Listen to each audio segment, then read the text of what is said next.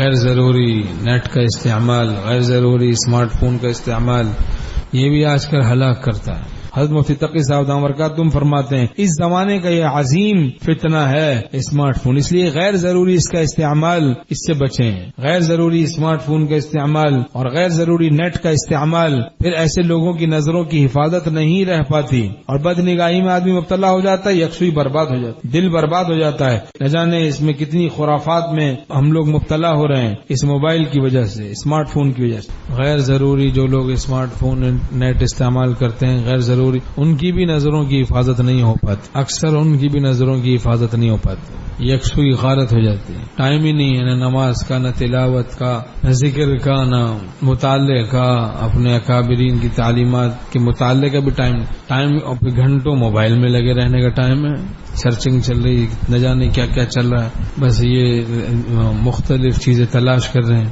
اسی میں وقت برباد ہو رہا ہے۔ اپنے دنیا کے کاموں میں فضول بیٹھنے کے لیے گھنٹوں ہیں، لیکن نیک صحبتوں میں کے لیے تھوڑی دیر نہیں۔ کتنے گھروں سے دینداری جاتی رہی، اب بس چیک کر رہے ہیں اس کا کلپ کھول، اس کا کلپ کھول فلاں، اور اس میں کبھی میچ چل رہا ہے، کبھی اس میں جناب کچھ چل رہا ہے، کبھی میوزک چل رہا ہے، بچے بھی بیٹھے ہیں، سب بددین ہو رہے ہیں، سب بددین ہو رہے ہیں۔ تھوڑی تکلیف اٹھا لیں بھائی، تقویٰ سے رہیں، ہمیشہ ہمیشہ کا عیش نصیب ہوگا۔ لیکن آج کل ہم لوگ سنتے ہیں اپنی کرتے ہیں بس۔